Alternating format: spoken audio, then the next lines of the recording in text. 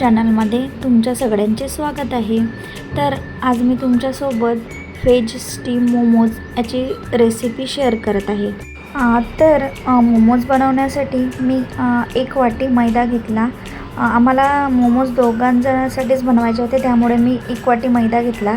त्याचं प्रमाण कमी जास्त असू शकतं, त्यामुळे दोघांचे बनवायचे असल्यामुळे मी 1 वाटी मैदा घेतला आणि त्यामध्ये थोडं ऑइल ॲड केलं।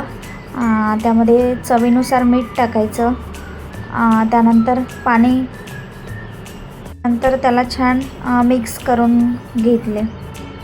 भिजवत असताना ते व्यवस्थित मिक्स करून घ्यायचं आणि शक्यतोवर त्यामध्ये पाणी कमीच घालायचं, कारण मग पाणी जर जास्त झालं तर ते लाटायला पुन्हा प्रॉब्लेम होतो। आणि म्हणजे पाणी तर कमी घालायचं। मैदा जे आपण मळून घेतलेला आहे तर ते सॉफ्ट झालं पाहिजे एकदम। मग आपण जेव्हा ते लाटतो तर तेव्हा त्याला पीठ वगैरे लावायची पण गरज राहत नाही आणि ते छान लाटलं जातं आणि त्यामध्ये मोमोज व्यवस्थित बनतात। त्यानंतर मी व्हेजीज आधीच कट करून घेतलेल्या होत्या।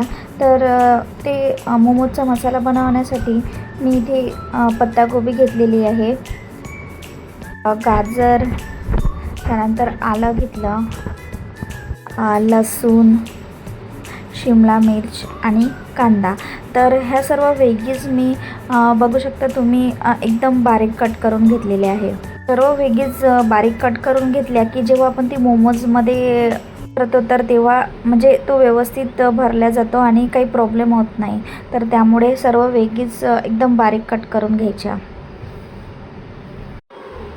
त्यानंतर मी कढाई घेतली, त्यामध्ये ऑइल ॲड केलं आणि त्यामध्ये मग सर्व 1 बाय 1 टाकत जायचं। तर मी आधी लसूण टाकले, त्यानंतर आले, ते छान परतवून घ्यायचं आणि मग त्यामध्ये कांदा टाकायचा।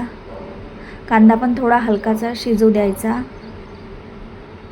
त्यानंतर त्यामध्ये मी शिमला मिरची ॲड केली, ते सर्व व्यवस्थित मिक्स झालं। त्यानंतर मी त्यामध्ये पत्ताकोबी ॲड केली। तर पत्ताकोबी टाकले की ते आणखी थोडं शिजवू द्यायचं आणि मग ते झालं, थोडं मिक्स झालं तर त्यानंतर मी त्यात गाजर टाकले।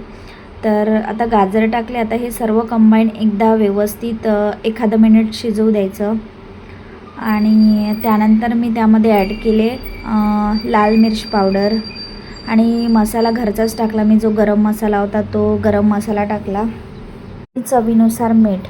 आणि हे सगळं टाकून झाल्यावर पुन्हा त्याला एकदा परतवून घ्यायचं आणि 2 मिनिट तसं शिजवू द्यायचं। बस, जास्त नाही शिजवायचं त्याला, 2च मिनिट आणि बस झाला मग आपला मोमोजचा मसाला तयार। आणि आता मसाला बनवून झाला, त्यानंतर त्यामध्ये वरून कोथिंबीर टाकायची, थोडी टेस्ट वाढते कोथिंबीरने आणि दिसायला पण अगदी छान दिसतं। त्यानंतर बघा, मी ते मोमोजसाठी मैदा आधीच भिजवून घेतलेला होता, तर तो पण आता छान म्हणजे मुरलेला असेल। तर आता मी मोमोज लाटून घेते। तर त्यासाठी मी छोटी लाटी घेतली आणि मोमोज केला। तर बघा, ती म्हणजे जो मैदा आहे तो एकदम सॉफ्ट झालेला आहे, तर मला पीठ वगैरे लावायची पण त्याला गरज नाही पडली, तो व्यवस्थित असाच लाटला गेला। आणि मग असा गोल लाटून झाला की त्यामध्ये जे आपण जो मसाला तयार केलेला होता स्टफिंग, तर ती त्यामध्ये भरायची। मोमोज बनवून झाले माझे, त्यानंतर मी एका पातेल्यात पाणी ठेवले आणि मग ते मोमोज त्यामध्ये ठेवून त्याला स्टीम करून घेतले। तर स्टीम करून घ्यायचे, 5 ते 10 मिनटात ते स्टीम होऊन जातात आणि त्यानंतर बघा, व्हेज स्टीम मोमोज बनवून रेडी। आणि मग मोमोज बनवून झाल्यावर गरम गरम खायला छान लागतं आणि ते शेजवान चटणी, मेयोनीज यासोबत करायचे, छान लागतं। कधी कधी जर आपल्याकडे थोडा एक्स्ट्रा टाईम असला, आपण फ्री असलो तर बनवू शकतो घरच्या घरी। तर बघा, तुम्हाला माझा व्हिडिओ आवडला असेल तर व्हिडिओला लाईक करा, शेअर करा आणि माझ्या चॅनलला सबस्क्राईब करा। तोपर्यंत बाय, भेटूया पुन्हा नवीन व्हिडिओमध्ये। Take care.